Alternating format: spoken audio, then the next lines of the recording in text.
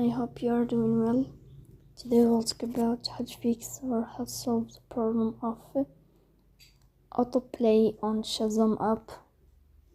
We go to settings, you click here on settings, then you will go to this window of apps, default apps, app settings. Here you will search about Shazam app as you see, and you click here. In this page we go to first stop and you click OK. Here you will enter to storage, then we click on clear cache. In the end you will turn off your phone.